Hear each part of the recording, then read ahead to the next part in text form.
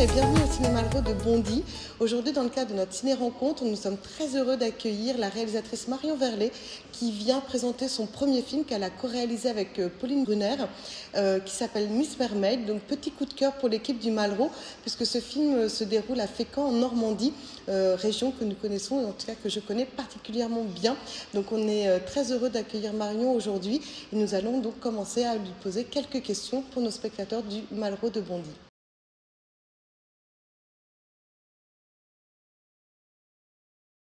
Alors, ce film est adapté d'un documentaire qu'on a co-réalisé du coup avec Pauline Brunner, la co-réalisatrice du film, en 2019 sur la cousine de Pauline, qui s'appelle Alexia Colibert, qui est maintenant appelée la sirène de Fécamp.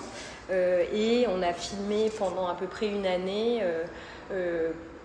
l'engagement d'Alexia qui s'est transformée un peu en sirène et qui s'est beaucoup entraînée et qui a passé un concours, le Miss Mermaid France, qui s'est préparée pour ça. Elle est arrivée deuxième dauphine et le documentaire suit toute cette trajectoire et ce que le mermaiding, le sirénage, lui a apporté plus en profondeur et à cette étape de sa vie où elle venait de divorcer, où elle était endettée, dans une période un peu bouchée dans ses perspectives.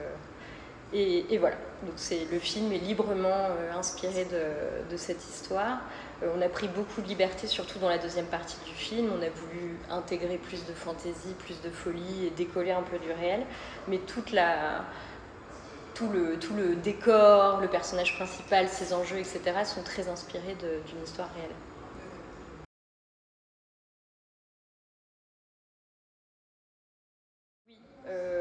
L'élément mer et aquatique, c'est un élément où on perd un peu le contrôle en fait. Et on a eu énormément de surprises, bonnes ou mauvaises.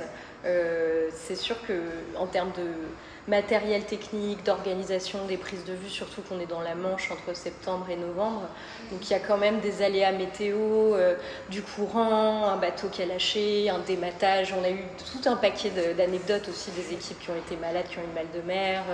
La comédienne surtout qui a éprouvé le froid vu qu'elle avait un costume qui n'était pas... elle a sa nageoire qui est doublée en néoprène mais le haut en tout cas n'est pas protégé et c'est là globalement qu'on a nos organes et tout ce qu'on doit garder un peu au chaud. Du coup pour elle ça a été une épreuve. Oui, les prises de vue sous-marines ont été globalement le défi de ce film, surtout qu'on est un film annexe 3 donc on avait un budget, pour ceux qui ne connaissent pas, c'est un budget... c'est des petits budgets en fait de cinéma. Du coup, on a dû vraiment toute l'équipe technique, redoubler d'efforts pour y arriver. Et ça a été un vrai défi. On a commencé le tournage avec ça parce qu'on voulait être le plus proche de l'été possible. Donc, on a fait toutes les prises de vue en mer avec le bateau première semaine de septembre. Et ça a été à la fois les grands moments de difficulté, mais en même temps ce qui a vraiment soudé l'équipe et ce qui a créé plein de souvenirs. Et aujourd'hui, on se régale de se raconter et de se rappeler tous les souvenirs qu'on a, les scènes où la moitié de l'équipe était retournée sur Terre parce qu'ils étaient malades, tout plein de choses comme ça assez rocambolesques, mais qui au final ont été prises avec beaucoup d'énergie et d'envie de la part de toute l'équipe. Donc ça ne nous a pas mis en difficulté en termes d'équipe et d'humain. Voilà.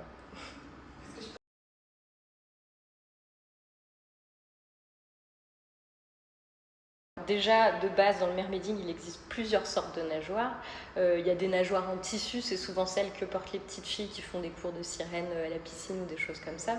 Donc ça, c'est des nageoires assez légères, mais qui ont la particularité juste d'avoir cette monopalme au bout et un espèce de tube un peu matière maillot de bain.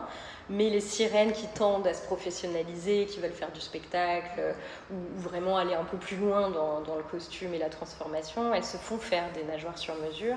Donc c'est vraiment le travail de costumière spécialisée, soit en silicone, soit en latex. Et c'est vraiment des écailles, il y a cette matière un peu gluante qui rappelle un peu le poisson.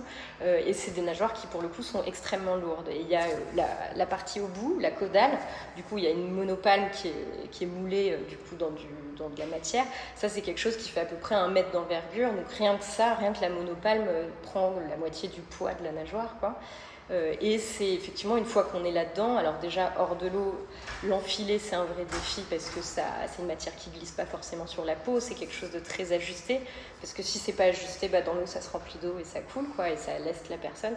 Donc c'est vraiment des costumes qui sont assez difficiles à enfiler. Puis après hors de l'eau, la sirène se retrouve comme une otarie à la force de ses bras et c'est ce qu'on a voulu mettre un peu en scène dans les débuts de notre personnage, c'est qu'il y a quelque chose d'assez pas du tout adapté pour un bipède sur Terre d'avoir cette nageoire. Après, dans l'eau, le poids permet de lester et permet de rester à une surface, parce que le drame d'une sirène, c'est de remonter, d'avoir les fesses qui flottent et de pas réussir à rester sous l'eau. Donc c'est tout un apprentissage.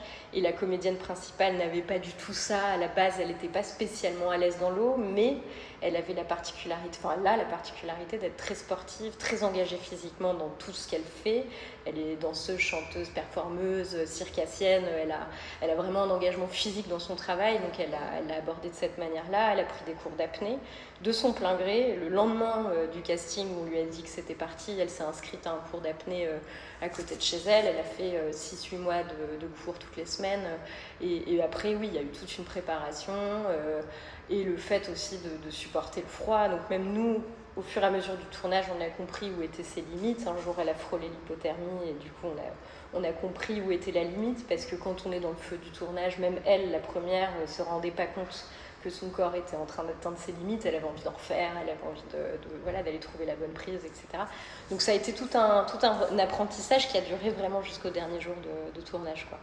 Mais Aloïse a été particulièrement performante et on est très, très admiratif de tout ce qu'elle a et reconnaissante de tout ce qu'elle a donné pour le film. Voilà.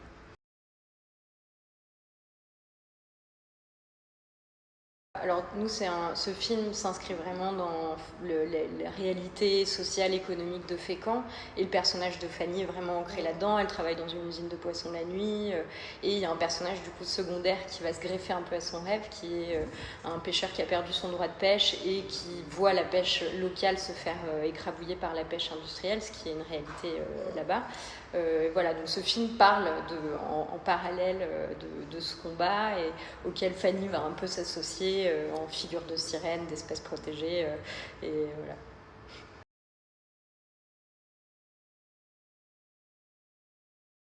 Ce film, l'histoire et le message de ce film, c'est l'histoire d'une femme qui se réinvente, qui s'écoute, qui se met du jour au lendemain à s'écouter, qui va vers ses aspirations profondes, vers ses envies, ses petites étincelles, et qui va nourrir ça.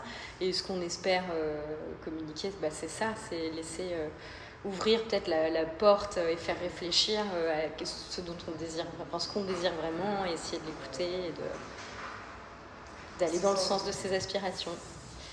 Super. Merci beaucoup. Merci à vous.